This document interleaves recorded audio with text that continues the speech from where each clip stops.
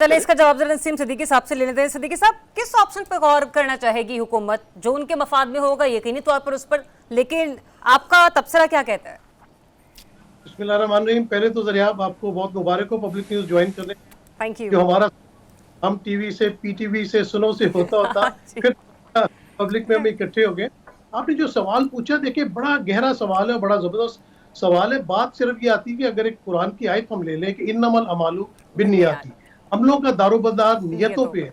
अगर नियतें साफ हो तो देखें, जजों की तादाद बढ़ाना, जजों की कोई उसमें हर्ज नहीं है, क्योंकि पाकिस्तान है कि कितने मसाइल हैं, कितने केसेस सुप्रीम कोर्ट में पेंडिंग है, इस्लामाबाद हाई कोर्ट, दूसरे हाई कोर्ट्स निचले, तो तादाद बढ़ाते हैं और आपकी नीयत साफ है कि वाकई जो आप कह रहे हैं कि ये मुकदमा की वजह से हम बढ़ाना चाह रहे हैं तो जरूर बढ़ाएं।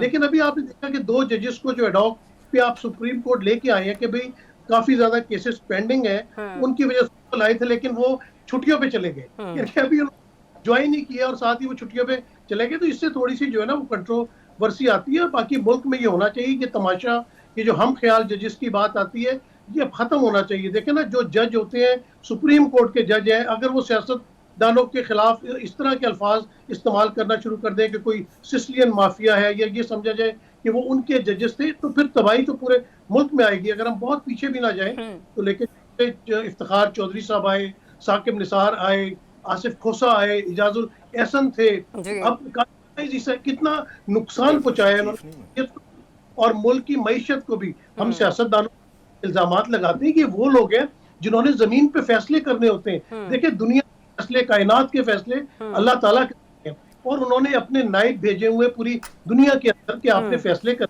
अगर ये जज अपनी जमीर के मुताबिक सही फैसले करें और किसी तरफ उनका रुख ना हो, और ना ही इस्टेब्लिशमेंट को ये सोच कि ये हमारे हम ख्याल जज है, इन्हें हमारे साथ मिलना चाहिए, और जजों को आजाद छोड़ा जाए और वो अपने आइन और कानून के मुताबिक अगर फैसले करें तो पाकिस्तान में बहुत बेहतरी आ सकती है। जी जरिए। ठीक। अच्छा, अनवर रजा साहब, आप तो मुझे पहले तो ये बताएगा कि इस्लामाबाद में जो इस वक्त खबरें गर्दिश कर रही हैं सुप्रीम कोर्ट के जजेस के हवाले से, स्पेशली बिलखुसूस काजी फजील साहब की मुद्दत मुलाजमत के हवाले से, वो कितनी उसमें ऑथेंटिसिटी है? दूसरा ये भी, ये आईनी पैकेज की मुझे समझ नहीं आ रही है। वैसे तो बिल भी आज मूव किया जा चुका है।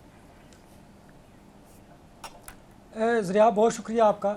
देखिए, हुकूमत जो है वो बहुत पहले ही आईनी पैकेज से मुतालिक राब्ते में थी, और इस हवाले से अगर रजी साहब आपको याद हो तो हमने बताया था कि लॉ मिनिस्ट्री में इस हवाले से ज़ेर बहस भी है मामला, और बहुत सारी चीज़ें डिस्कस हो रही है। मसलन उसमें था कि जजेस की तादाद बढ़ाई जाए, वो पहले 10 थी, अब 10 से कम करके शायद 23 या फिर 21 की जाएगी। इस पर बिल लाया गया, आज कौमी असम्बली में बिल ले, उसकी तहरीक भी पेश की गई है। और अगर आप दूसरी तरफ देखें तो ये भी कहा गया था कि जो स्वाबदीद है वो प्राइम मिनिस्टर की होगी, और सीनियर 5 जो जजेस होंगे उनमें से किसी एक को चीफ जस्टिस भी लगाया जा सकता है। ये भी बात ज़ेर गौर थी। और इसके बाद फिर उम्र बढ़ाने की बात जो थी, वो हमारे जो ज़राए हैं और मुख्तलिफ यहाँ पर क्या सराहियाँ भी थी कि काजी फायज़ ईसा साहब ये चाहते हैं कि जजेस की उम्र 65 से बढ़ाकर 68 कर दी जाए, तो फिर तो वो एक्सेप्ट कर सकते हैं। लेकिन अगर 65 से बढ़ाकर 68 नहीं की जाएगी तो फिर वो ये ओहदा एक्सेप्ट नहीं करेंगे। इस तरह 68 से ये होगा कि आप इसको लेजिटिमेट कर देंगे कि तमाम जितने सरकारी मुलाजमिन हैं उनके लिए उम्र बढ़ाई गई है, इसमें वो अकेले बेनिफिशरी नहीं है। ये बात भी जारी थी। फिर सो मोटो की जो बात थी कि वो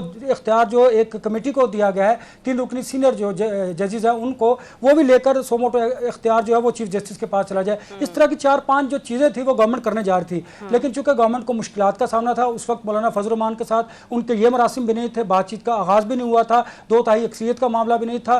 फिर जो बात PTI के आज़ाद अरकान की जा रही है, वो भी उनका अभी स्टेटस को है, उनके बारे में भी फैसला नहीं आया। इलेक्शन कमीशन जब कोई फैसला करेगा, डिसीजन आएगा, तो वो फिर उसके बाद उनकी सूरत वाज़ेह होगी। लिहाजा इन तमाम मुश्किलात के बावजूद जब गवर्नमेंट ने देखा कि वो आईनी तरमीम नहीं ला सकते, तो फिर उन्होंने जो कौमी असम्बली में बिल ले किया है, आज उसकी तहरीक पेश की है। उस पर आपने देखा होगा कि बहुत ज़्यादा उस पर अपोजिशन ने शोर शराबा किया और बड़ी हंगामा राई भी की। वो इसको एक्सेप्ट नहीं कर रहे, एतराज़ात उठाए। ये तहफ़्फ़ुज़ात पाकिस्तान तहरीक इंसाफ पहले भी कह रही थी, क्योंकि वो समझते ये हैं कि काजी फायज़ ईसा उनके खिलाफ हैं। और इसी तरह पहले अगर हमने देखा, अगर आपको याद होगा गुड टू सी यू वाला मामला भी, तो ये अब से नहीं हो रहा, ये बहुत पहले से शुरू है। आपको याद होगा जुडिशरी पहले पोलिटिसाइज हो चुकी है। इसके बारे में अब खुलकर बातें इसलिए सामने आ रही हैं क्योंकि जजेस के जो अपने तहफ़्फ़ुज़ात हैं उनका उन्होंने खुलकर खुद से इजहार किया। वो जब चीज़ें मीडिया पर आई, मंजर आम हुई, बाहर निकली पॉलिटिशियंस के जरिए, बाकी चीज़ों के जरिए, तो फिर उस पर बातचीत की गई।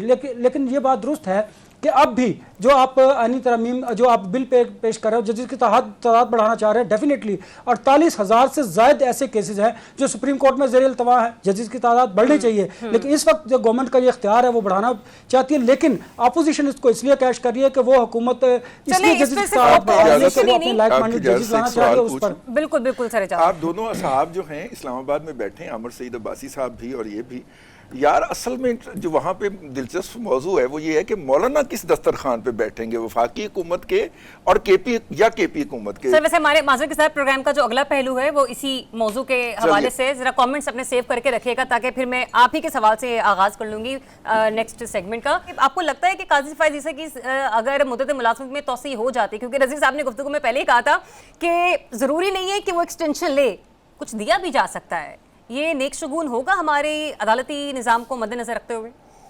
जी जी, ये वो पार्ट हुआ है शहबाज शरीफ का कि मैं मांगने नहीं आया लेकिन मेरी मजबूरी है, और काजी साहब कहते हैं कि मुझे एक्सटेंशन नहीं चाहिए लेकिन उम्र अगर बढ़ा दी बिल्कुल कर लूंगा। लेकिन आपने देखा कि जिस तरह सरदार साहब ने जो भी फैसले किए उससे पीटीआई के हक में ज्यादा फैसले करते थे, और नून लीग या पीपल्स पार्टी को उन्होंने बिल्कुल रूम नहीं दिया।